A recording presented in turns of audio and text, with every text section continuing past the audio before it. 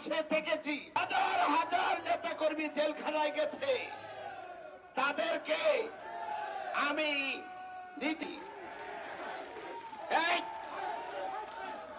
চলে মানুষের জন্য যা করেছি আমাদের নেতা নিয়ে আসছেন থানা যুব দলে আমি করে দিয়েছি। সঙ্গে দীর্ঘ 27 বছর আজকের এই নির্বাচনী জনসভায় কেউ করেন নাই। সাধারণ সম্পাদক বাগুটি ইউনিয়ন এবং মোল্লা মুস্তাফা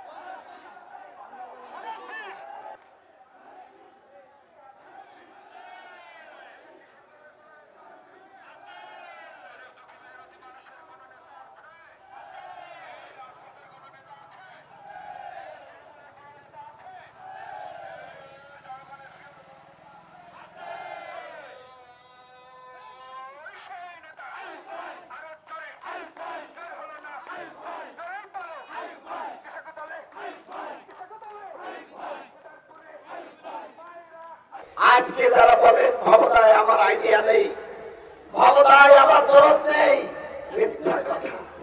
এই মাটি মানুষের সাথে ভবদার একাংশ জড়িত। মাটি মানুষের প্রতি আমার যদি দরদ থাকে, ভবদার প্রতি দরদ কেন থাকবে না? ভবদার প্রতি অবশ্যই দরদ আছে।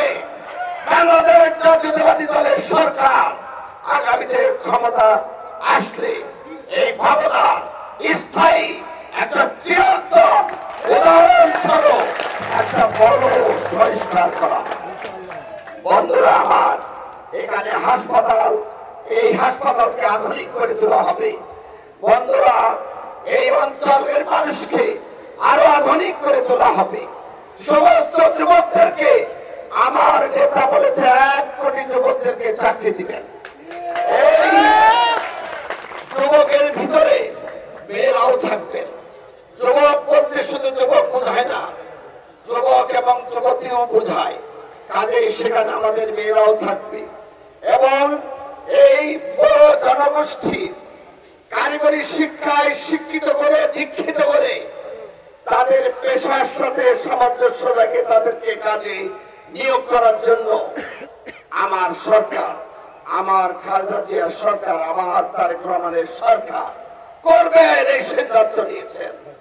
বন্ধুরা, এখানে যে বন্দরটা আছে এটাকে আধুনিকায়ন করা, এটা বড় ধরনের একটা শিল্পে পরিণত করা আমার বহুদিনের ইচ্ছা, ওইটা বাস্তবায়ন করবে। বন্ধুরা, বাগারপাড়া শিল্প অঞ্চল নাই, আমি সবসময় বলি ওই বাগারপাড়াকেও একটা বড় ধরনের শিল্প অঞ্চল গড়ে তুলতে হবে। এই যশোর 4 নির্বাচনী এলাকাকে সাজিয়ে সুন্দর করে একটা বড় ধরনের পরিসর তৈরি করতে হবে বাংলাদেশের বুকে, যাতে মানুষ মনে করে যেখানে নেতৃত্ব আছে, এখানে মানুষের আশা আকাঙ্ক্ষার প্রতিফলন ঘটেছে, এখানে ধানের শীষের সরকার চিরদিন থাকা দরকার।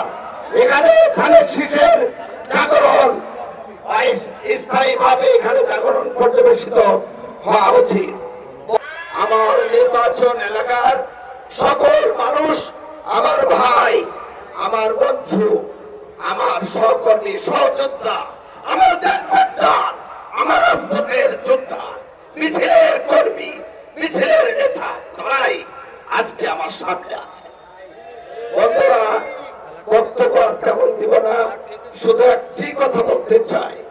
আমার কাজে বামের সামনে পিছনে যারা আছেন সবাই আগামী ফেব্রুয়ারি মাসের যে নির্বাচন আসছে, এই নির্বাচনে ধানের শীষে ভোট দেওয়ার জন্য আমরা রেডি আছি কিনা?